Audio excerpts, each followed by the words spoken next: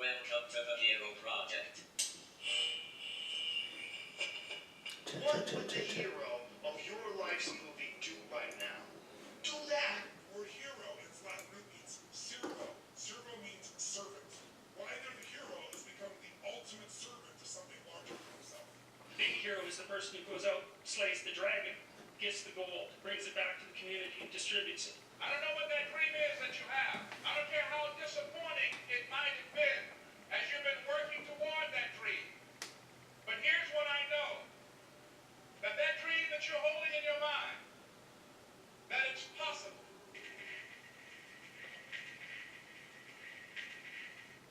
There is a time in every man's education when he arrives at the conviction that envy is ignorance, that imitation is suicide, that he must take himself for better, for worse, as his portion, that though the wide universe is full of good, no kernel of nourishing corn can come to him but through his toil bestowed on that plot of ground which is given him to till.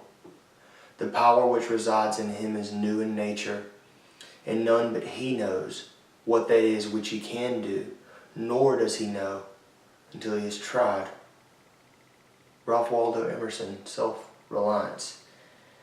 The choice to open the show with this Emerson quote is because it expresses the very first attribute of a hero perfectly, which is authenticity. This is your life. You are unique in nature. No thing has ever been exactly like you, and no thing will ever be exactly like you again. This is an insanely fortuitous occurrence that also comes along with great responsibility, but we'll get to that later in the show. Because today we're going to talk about the 8 attributes of a hero, and the reason we're going to talk about that is because we want to be able to position ourselves to be able to act like the hero of our own story. So what does it mean to be the hero of your story? Why is it a good idea to do that? How do you do it? These are the questions we're going to explore together today and attempt to answer. And you know, I think that we can all agree that we all watch, listen, and read stories about heroes. When we see one, we know it. In fact, most of the movies and the books that we all love to watch and read are centered around a hero or heroes. Those of you who paid attention during your literature classes know the hero by another name, the protagonist. So the best place to start is with a simple question. What is a hero? Well, Webster's dictionary defines a hero as a mythological or a legendary figure, often of divine descent, endowed with great strength or ability. Well, I want to sort of hone in on that last clause, endowed with great strength or ability. This is really interesting to me because each of us are born and then develop different sets of strengths and weaknesses. You know, babies, and this is obviously a generalization, but babies in general tend to look very similar. And I know that your baby doesn't look similar, but my point is that they look similar in that they are usually about the same length, they're about the same height, they are about the same weight. And the reason is because all of their strengths and their weaknesses are bundled up inside them, and most of their life, because they were just born, their entire life exists in potentiality. And you know, the reason why each baby, each birth is such a miracle is because we don't know what this baby is going to bring into the world over the course of their life. You know, they may end up being the next Winston Churchill, or the next Ralph Waldo Emerson, or the next LeBron, or the next Derek Jeter. I mean, we don't know what they're going to become, and that's sacred to us. I think that sort of is one of the reasons that, you know, this whole debate about abortion is such a big discussion in the political realm, because it is a huge choice to make the decision to take this potential that just became something, and take that from us collectively. So I think that there's no doubt that we all do have those strengths and weaknesses, but anybody that knows anything about skill development knows that those strengths and abilities must be nurtured and worked on to be able to grow into some great strength or some great ability. And I mean, so let's just think about it. Let's just take a couple of examples. I mean, just because you're naturally tall and athletic doesn't mean you're going to grow up to be the next LeBron James. That takes years of hard work. He took his natural abilities and gifts and then leveraged them to the greatest degree possible. I mean, how many people did you go to school with who were naturally tall and athletic?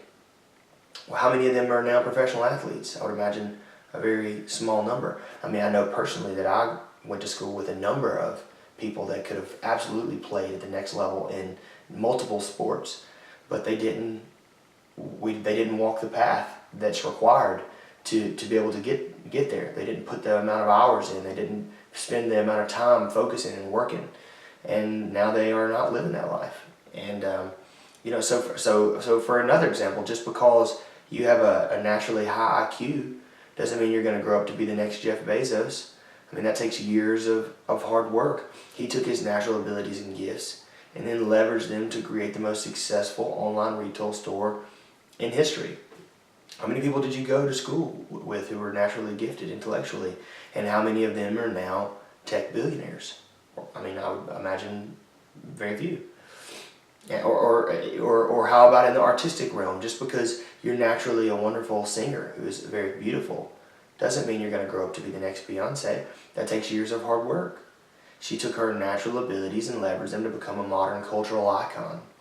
How many people did you go to school with who were naturally very beautiful with great voices? I would imagine there were a handful. So how many of those are now famous musicians? Probably very few.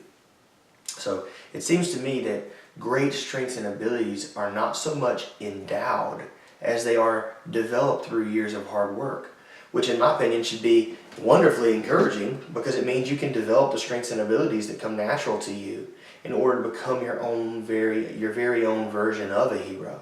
And we've got to remember that the status of legendary and mythological, that always comes after the achievements have been earned, after the skills have been developed, and usually after the person has died. So I think that according to our definition, a mythological or legendary figure, often of divine descent, endowed with great strength or abilities, well, I think we can say, hey, any of us that makes that choice can develop great strengths and abilities. And this concept of divine descent is something else that I think is really interesting because there are schools of thought that I think hold a lot of merit that say, hey, we're all descents of the divine. I think that at the core of the Christian doctrine, that's exactly what it's saying. How do you get to heaven? Well, you get to heaven by asking Jesus into your heart. And I don't think that any of us believe that we're asking some 2,000-year-old Jewish man to shrink down and go live in our ventricles. It's not a literal. It's not something that's literal. It's a metaphor, and it's saying, hey, you get to go to heaven when you recognize that you are divine, that you have a piece of divinity in you. And I think that there's a lot more to discuss there that we're going to sort of leave alone for right now. But I don't think that excludes anyone from the ability to become a hero. I think that you can become a mythological or legendary figure after your works and your have been done and your abilities have been developed, and also after you realize, man, I am divinely descended, and I believe that. So there's also much more to being a hero than just having great abilities, including the luck and the foresight required to find yourself climbing the hierarchy within which your natural strengths and abilities are going to allow you to most quickly ascend. We're going to discuss a lot about hierarchies and about the role of hierarchies in the story of a hero in just a couple of episodes because I think it's super fundamental. But for now, we're going to we're going to sort of leave that alone. But to begin understanding what a hero is, we've got to bring context to the discussion by exploring two of the prevailing theories of history, the great man theory and the transcendent forces theory. And before you cut it off at the mention of history, and for those of you who were taught to hate the very idea of studying history, or any subject for that matter, through your laughable grade school education, just give me some time to make it interesting, engaging, and to tie it into this exploration of the hero. Because this idea of the hero is deeply historical, and it's one of the ideas that run the furthest back in our human story. So we need history to be able to understand why you should take that on. And I mean, after all, we are historical creatures. We're creatures born into a world that has been here for much, much longer than us or anybody we know. And all of the things that happened before we got here influenced why we're where we're at. And for you to understand that, I think that's the only way for you to be able to put that into perspective, and then to be able to make your choices in light of that information.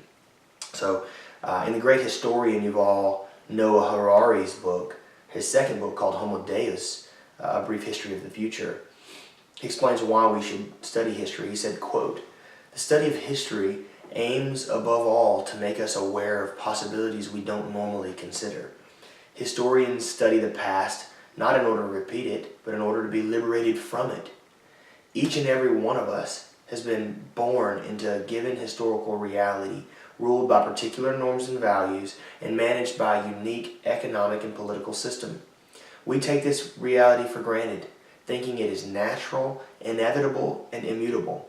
We forget that our whole world was created by an accidental chain of events, and that history shaped not only our technology, politics, and society, but also our thoughts, fears, and dreams. The cold hand of the past emerges from the grave of our ancestors, grips us by the neck, and directs our gaze towards a single future. We have felt that grip from the moment we were born, so we assume that it is natural and an inescapable part of who we are. Therefore, we seldom try to shake ourselves free and envision alternative futures. Studying history aims to loosen the grip of the past. It enables us to turn our heads this way and that, and begin to notice possibilities that our ancestors could not imagine or didn't want us to imagine. By observing the accidental chain of events that led us here, we realize how our very thoughts and dreams took shape, and we can begin to think and dream differently. Studying history will not tell us what to choose, but at least it gives us more options," end quote. And that's why we study history. That's why I'll be weaving history through not only this show, but future shows as well. And I'm by no means a historian, but I am, as the great podcast historian extraordinaire Dan Carlin says, a fan of history. And I attempt to learn as much of it as I possibly can, so I can create the most options for my own future as possible. And I want to share those with you. So the great man theory of history is how scholars and historians interpreted history for a very long time.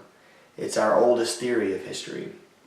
And it says that history has been sort of pushed along by, in quotes, great men, and that we have them to thank for the developments of civilization. There are groups of collective stories that we all take part in. Harari outlined this idea magnificently in his first book called Sapiens. And these collective stories range from nations, religions, corporations, and even money. And very often, at the historical ground zero of these stories, we find our one individual who set it all in motion, at least mythologically. I want to give a few examples of these stories and the individuals at the epicenter, but at first I want you to understand that just because we are describing these structures within which we live as stories doesn't denigrate them or presuppose that they're somehow untrue. When I told a lie as a child, my mother would say, "Are you telling me a story?" And that's not what I mean here. I mean story in that they have beginnings, middles, and ends, and those ends often haven't arrived yet. and that the way we fundamentally understand ideas as humans in general is in the structure of a story. And I also want you to notice that these big stories that we're about to give a few examples of, they're the cornerstones of what we think of as culture. And culture is completely man-made, and it's wonderful, and we live inside of it. But understanding that all of the culture that surrounds us is man-made is extremely liberating, and I think it gives us a ton of different, more mobility to know how to navigate our surroundings and the landscape that we find ourselves living in. So the story that's maybe the most fundamental of all, the story of most world religions start with the mythological founding by some great man. So let's run that down. How about Judaism? Judaism has a whole lineage of patriarchs that found it and then refound it and then refound it and then refound it. And you would know them. You would know most of them. Adam, Noah, Abraham, Isaac, Joseph, David. It just continues and continues and continues.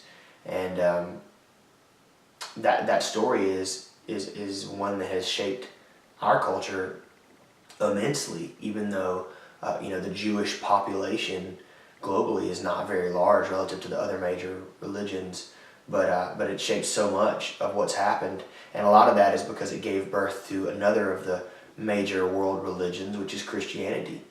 And I'm going to give you about 3 seconds to tell me who that great man was that was at the epicenter of Christianity.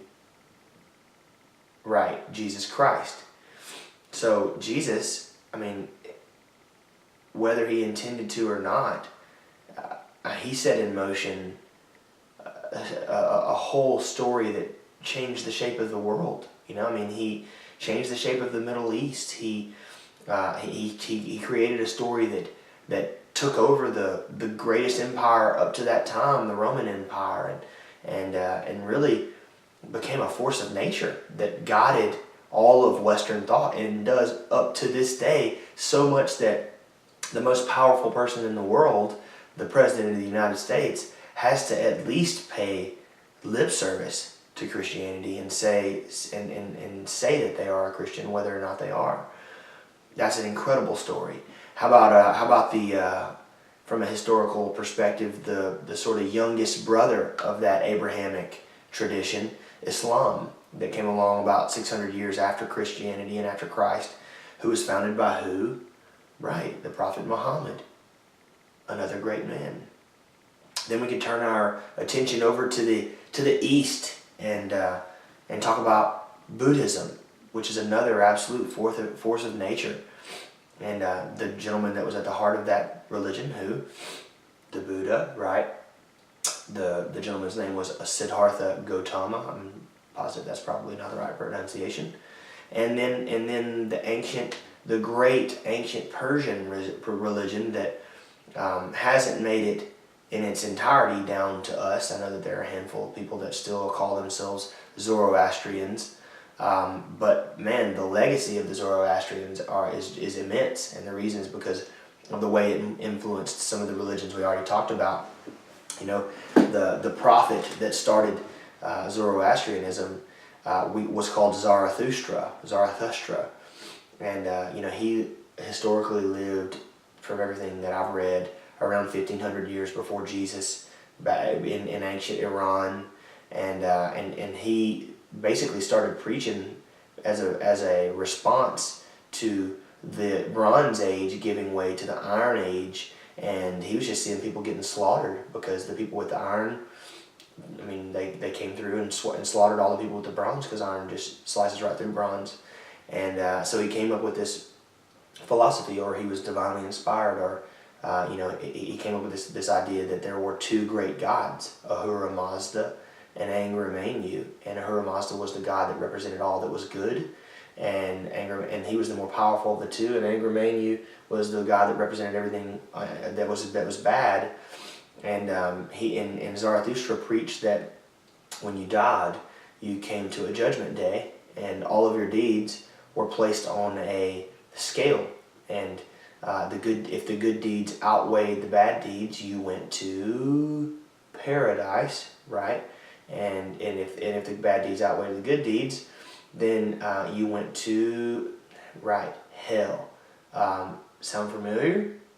Well, it should, because that's the very concept of heaven and hell came from this gentleman, Zarathustra, and because of a lot of reasons, the ancient Persians sort of came to hold Zoroastrianism as the primary religion, and then obviously the Persians with their founder Cyrus ran all into the ancient Jews, and matter of fact, Cyrus is the only non-Jewish Messiah of all time, because he went and conquered Babylon and sent all the refugees that were housed in Babylon back to Jerusalem, and paid for Solomon's temple to be rebuilt.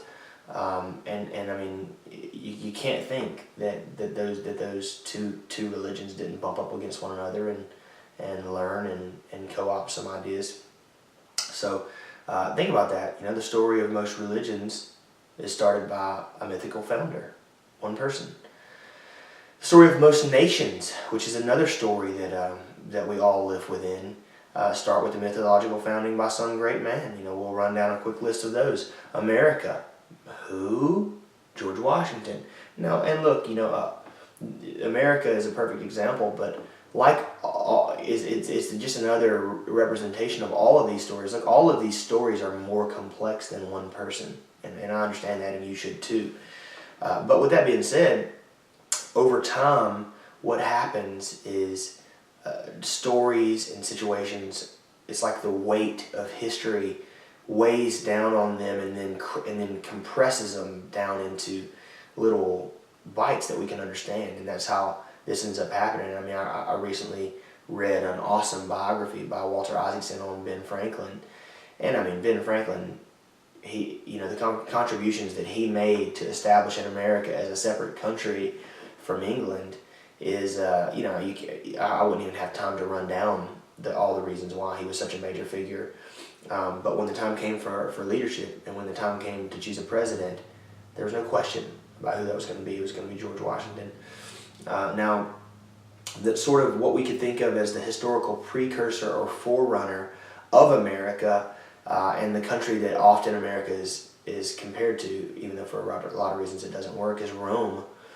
And Rome was one of the great empires that ever existed in human history, and it was founded by a gentleman named Romulus, mythologically anyway, back in the what historians think to be around the 700s BC, and and then later on, closer to the turn of the new millennium, was another historically, uber famous figure, Julius Caesar, who sort of refounded it, for better or for worse, and kind of overthrew the republican system that had existed for so long, and brought to bear a new system, the imperial Rome, where you've got Roman emperors, and his nephew Augustus was the first, or Octavian was the first real emperor of Rome,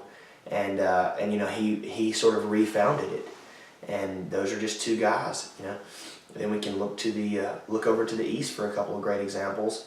One of my favorite and the most interesting is Mongolia, because it was founded by Genghis Khan. And look, if you're a podcast person or if you're a history person, do yourself a favor, go subscribe to Dan Carlin's Hardcore History. It's the best history podcast on the planet Earth, and Dan's just such an amazing storyteller, and he's got a series that is no longer available for free, but I think it's like $5 or something, and you can go back, and it's a 5-part series, I think.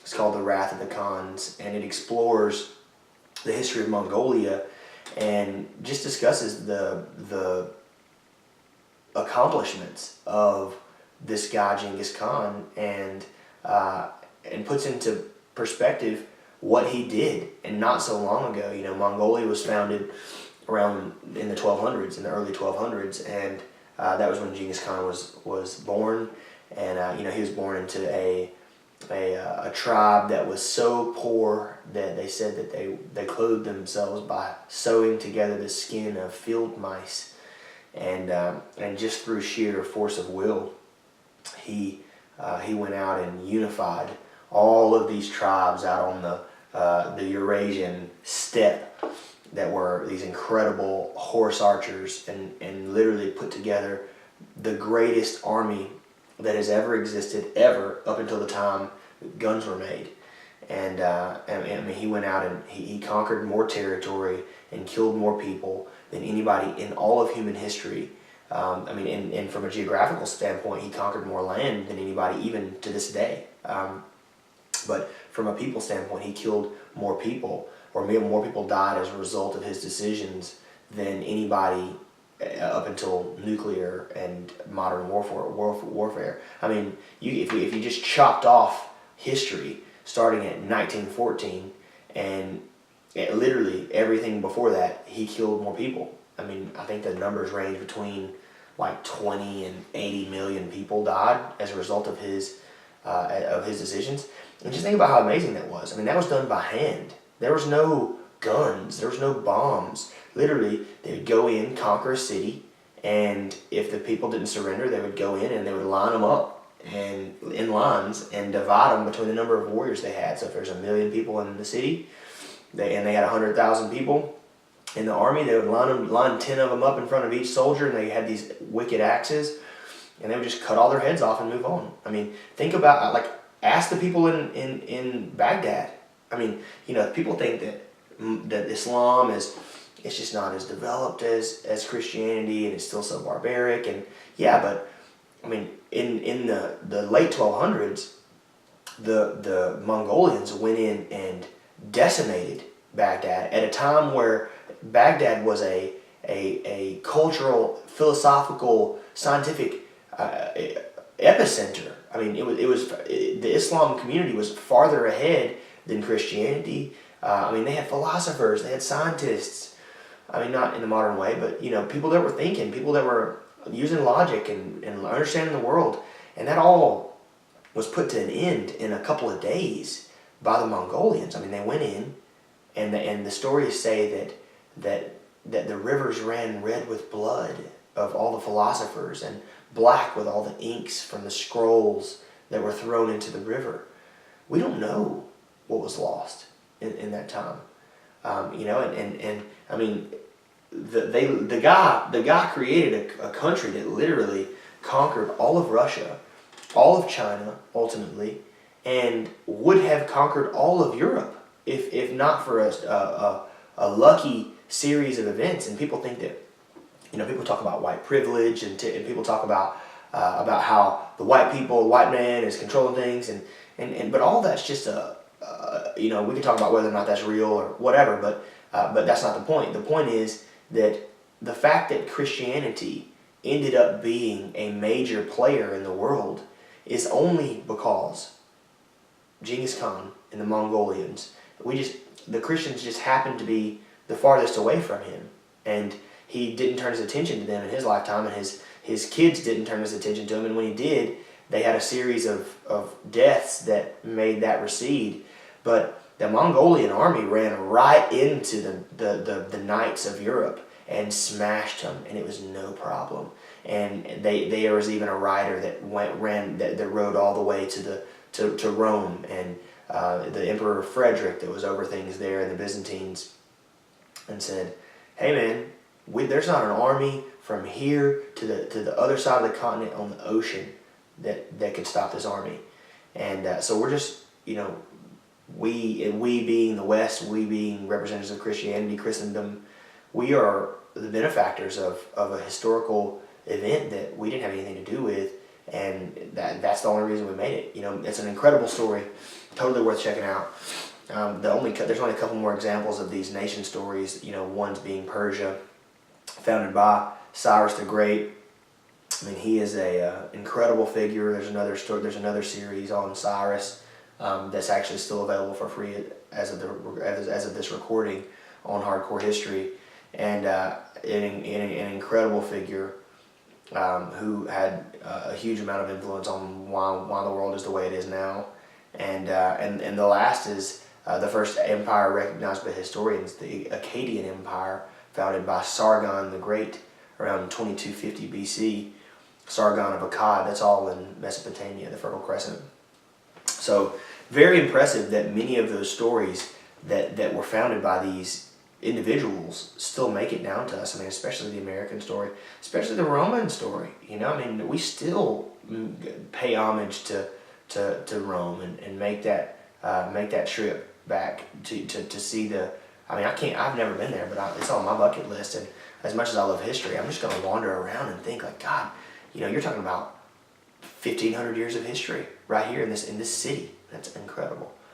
And the last major story I'm gonna give some examples for is the story of most corporations. So the story of most corporations start with the founding by some great man, and I'm going to give you a few examples. And all of these stories are still with us today, even though their founders are not. Walmart, who? Sam Walton. General Electric, who? Thomas Edison. Standard Oil, who? John Rockefeller. U.S. Steel, who? Andrew Carnegie. Right. Those are stories that we still live within today.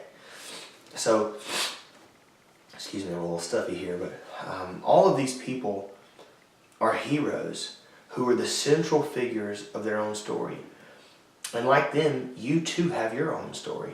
No matter what, you will have the central experience of the story, but that doesn't mean that you're going to be the hero. That's a choice you have to make. And that choice is reflected in how you act in the world.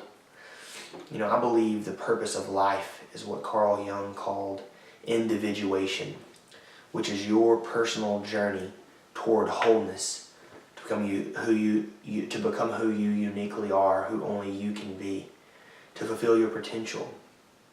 In some ways, life is a quest for authenticity, to shirk who other people want you to become in order to become who you're meant to be. You know, and this idea of individuation is so beautiful because you're born whole, and then as you grow, you fracture and fragment, and that's the reason so many people spend a lot of their adulthood dealing with things that happened to them in their childhood. And then you specify, you know, you choose a career, or you choose a spouse, you know, and then you specify, and then the goal is then to broaden back out into a whole version of yourself, moving towards the end of your life. And I think that's I think that literally is the purpose of life, and I think that making this choice to become the hero is something of a fast track towards that. So this is the path of the hero. Think about the list of the individuals we just discussed. Would anyone argue that Jesus or Buddha or Caesar or Washington or Walton wasn't unique? That they didn't fulfill their potential? That they didn't execute their mission on this planet? I don't think so. I mean, whether you agree with their philosophies or the outcomes of their actions, it's, in my opinion, undeniable that they each left their own unique, authentic imprint on this world. And that is the responsibility of the hero. That's your responsibility too, if you want to play the role of the hero. To identify what your unique, authentic imprint should be, then to make it. I believe the reason the great man theory prevailed for as long as it did was because of the cultural conditions that most people have operated within throughout history. I mean, historically speaking, most humans who've ever lived had very little opportunity for autonomy or any sort of personal realization. And there's been almost no class mobility in any societies that have ever existed. And up to the last few centuries, there have been a small number of people who held all the power, ruling over the majority of people who were powerless. So that leads me to the second prevailing theory of history, the transcendent forces theory. And this theory says that everyone is swept up in the momentum of trends and forces that guide us all along, and we operate within those trends and forces, even the great ones among us. And I think that what these trends and forces are is an aggregation of all the actions, thoughts, and ideas of every individual who've ever lived. Their efforts sort of pour together to create forces that are greater than just one person. And I think that most people who have thought about it would agree that those two theories kind of combined to create the real historical timeline. But all that being said, at present we find ourselves in a very unusual time, especially we Americans, we Europeans. We're just so lucky, and technological advancements have mixed with ideas like democracy and capitalism to make it possible for each of us to truly become the main character of our own story. Personal autonomy is real now. Personal realization is possible for almost everyone now. And the class structure of our present culture is more fluid than in any other time in history. I'm reminded of a emperor, one of the great Roman emperors that came along later in the historical timeline, named Diocletian, and he made an imperial edict, sort of like an executive order, that said, hey, without special exemption from the crown, you are required legally to follow in the footsteps of your parents and have the same profession as your parents. If your dad's a blacksmith, you have to be a blacksmith. If your dad's a tax collector, you have to be a tax collector. Because things were too out of control in his time. People were making plays, and he got really uncomfortable because he was an emperor. And if the right people make the right decisions, you can be deposed. So think about that relative to where we're at right now. You don't have to do the same thing your parents do. You don't have to do anything if you don't want to. Things won't work out great for you. But what an incredible time where you can just go out into the world and do what you want. That's amazing. And we should wake up every morning and thank God, thank history, thank the universe for the way that things have unfolded and the fact that we are alive in this time to take part in that. That's amazing. In today's world, it's possible for you to take hold of the trajectory of your life, to decide to act like the hero of your story and become the person you're meant to be. And I think that the reason that so few people make this decision is because it's not easy. In fact, it's the most difficult thing you can do. It's much easier to go along with the whims of life, to do what your parents or your spouse or your boss tells you, to take the job you don't like and stay there. It's so much easier, so much more comfortable. That doesn't mean it's the best way. In this wonderful book on independence and nature called Walden, one of my favorite literary figures and also the protege to Mr. Emerson, who we quoted earlier, Henry David Thoreau famously observed that most people live in quiet desperation. And I believe that that's as true today as it is, or it was when he wrote it in the 19th century. The choice to do so, and make no mistake, it is a choice, is because it's easier to live that way, safer. But the point is that you don't have to live this way. You don't have to be helpless and feel powerless. Not in today's world. All you have to do is make a single decision. From this day forward, decide to act like the hero of your story. And you may be thinking, well, how do I do that, Cody? And that's a reasonable question. And I've thought on that question a lot and decided that heroes have several attributes. And to act like the hero of your story, you'll need to take on those attributes as well. So here are 8 attributes that differentiate the hero in a story from other characters. Number 1, a hero works to discover and then to personify his authentic self. And we've talked a lot about that already, and it's a difficult thing to do. But that is really the first step that you have to take.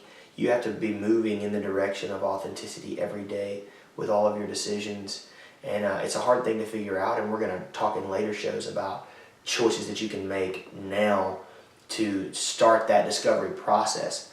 But that's absolutely number 1. Number 2, it says that a hero embodies truth and love to be a force for good, which means that she intentionally leaves every place she goes better for her being there. It's easy to get caught up in your own issues, your own problems, your own anxieties, and forget that every interaction matters. The little things are the big things, And every person you meet is an opportunity to make the world better. I mean, if you can make that interaction positive, you may be able to make their story better. You may even be able to put their story on a different trajectory, because you don't know anything about that person. Not really. Even if you've met them before. You know how long it takes for people to really open up? How many friends do you know well enough so that you can tell me about their history, their past, their parents, the things that traumatize them, their successes? It takes years. And a lot of people don't even know those things about themselves. So you don't know anything about that person. You don't know anything about their story. You don't know anything about their family, their friends. For all you know, this may be the worst day of their life. And I'm telling you, a compliment goes a long way. A hug goes a long way. I mean, some of my favorite interactions are with cashiers, or with waitresses.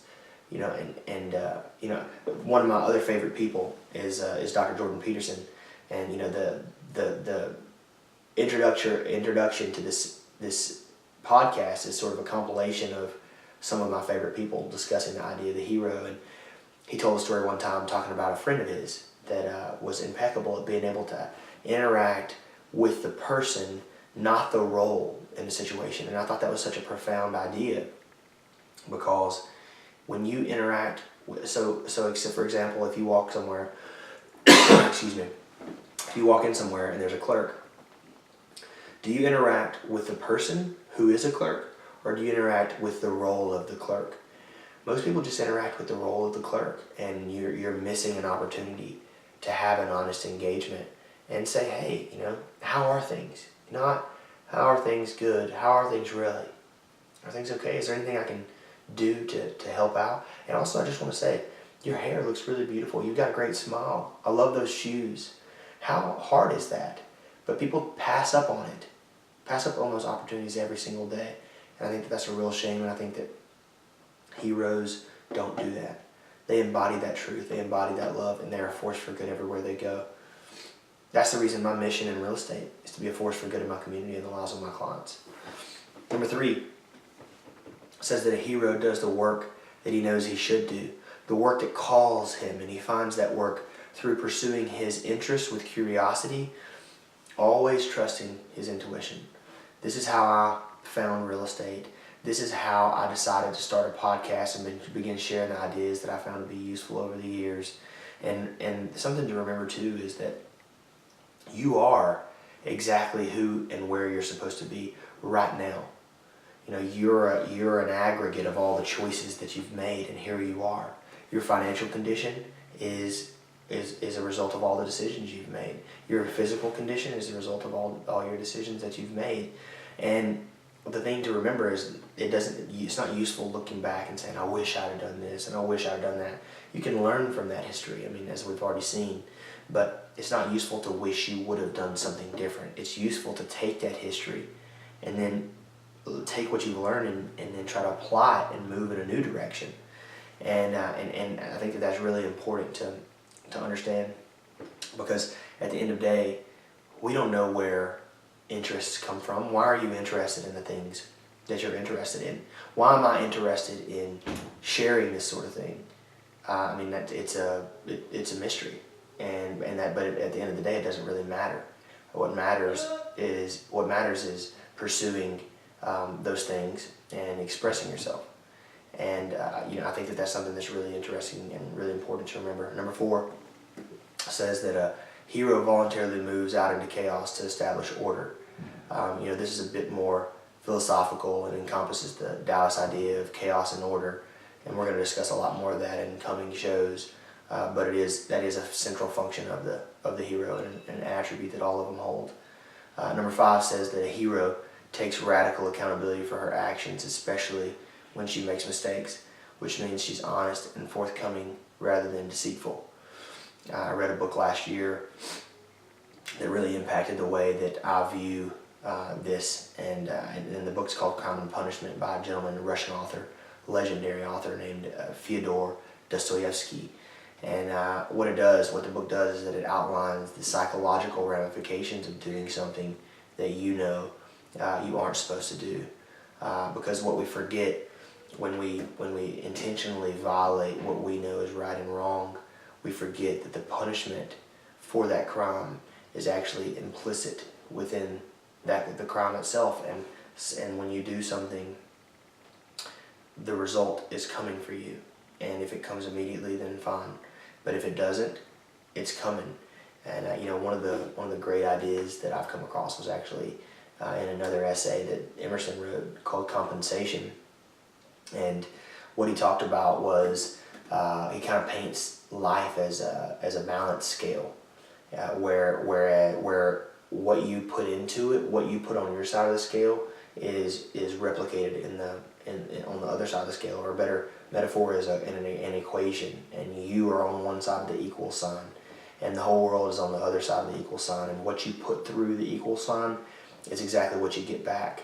And what he talked about is, the longer the delay between when you put that in and when it comes back, the more interest that it's going to accrue. And his belief was that interest is actually a manifestation of a more eternal law that functions all the time, that is exactly that. And what happens in this book, I'm going to, if you've never read it and you intend to and you don't want to hear about it, this is a spoiler. Maybe you want to skip ahead, but it was written like 100 years ago, so relax. But what the story is about he's about a college student who doesn't do what he knows he's supposed to do. He's not giving his best, and he's miserable, and he's anxious, and he's depressed. And he meets this lender in town that's a terrible person. Everybody hates her. She's selfish. She's greedy. And he makes the choice to kill her because he feels like it'll make the world a better place, and sort of play the role of God, I guess, if you will.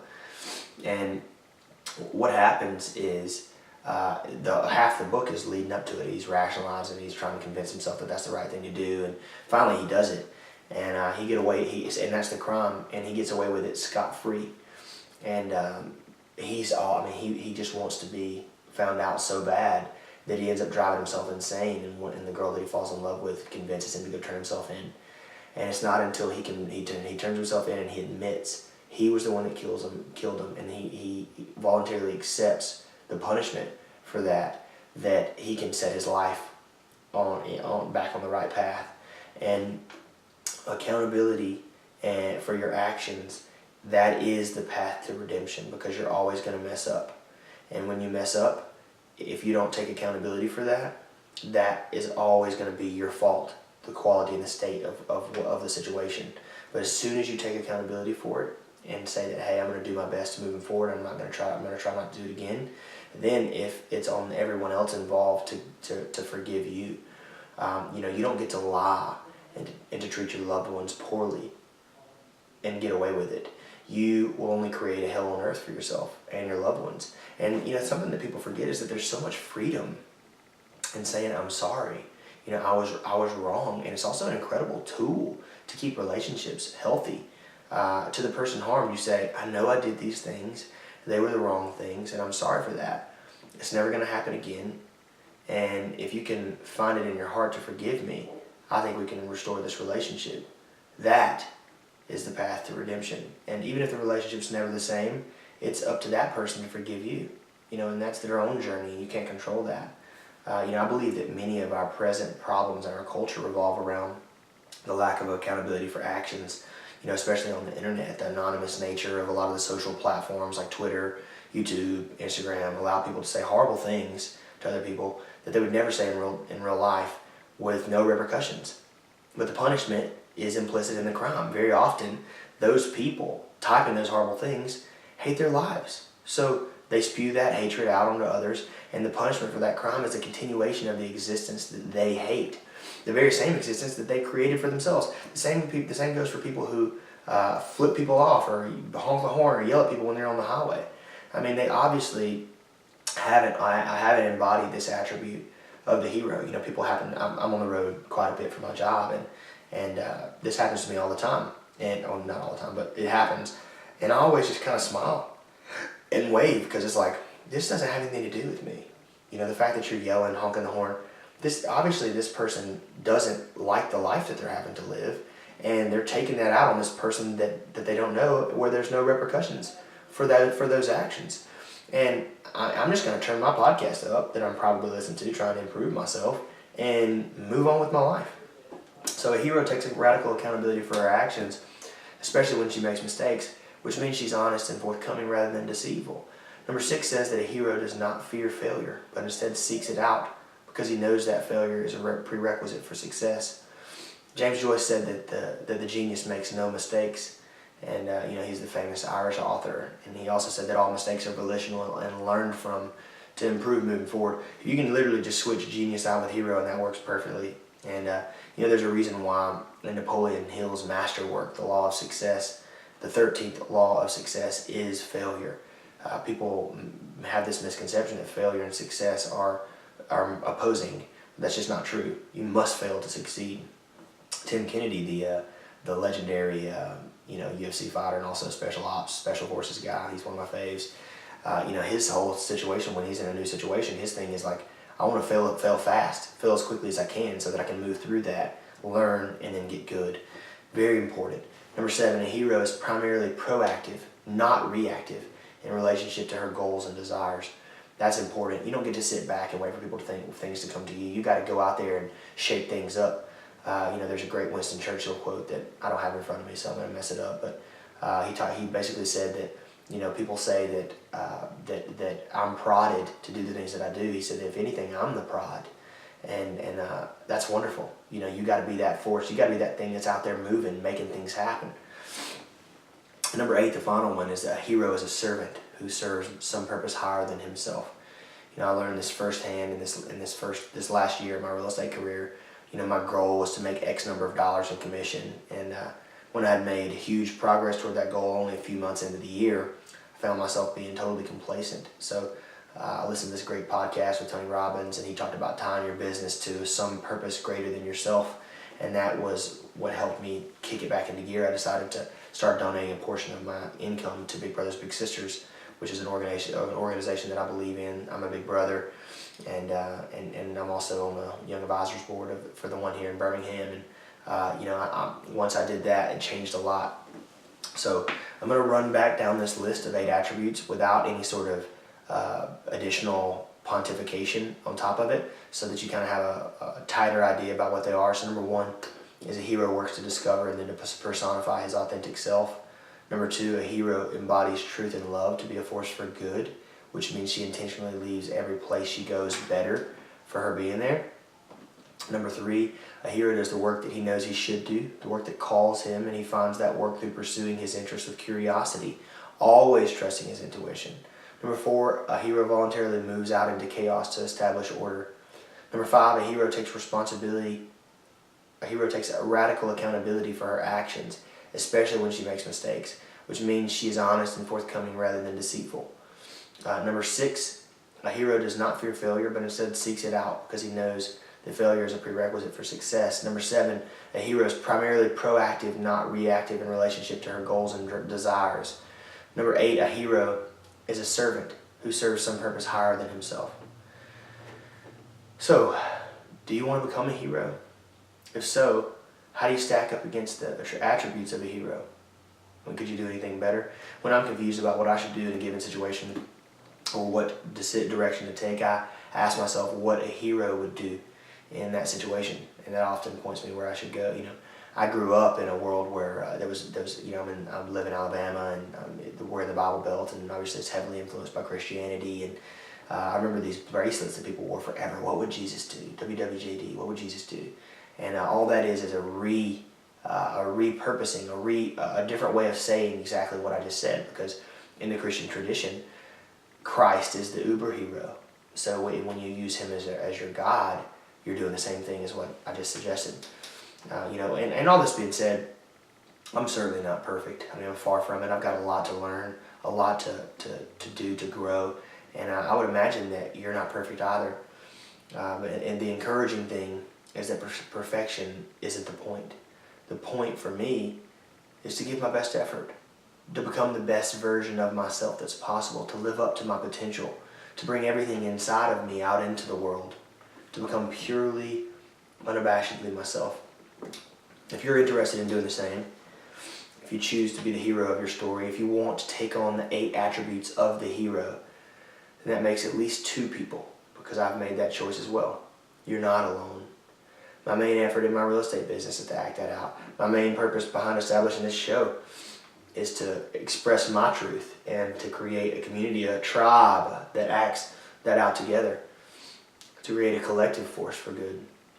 More than anything, I hope this will just spark a discussion between us all who want to act like the hero in our lives, so we can learn, grow, and support each other in this noblest of pursuits.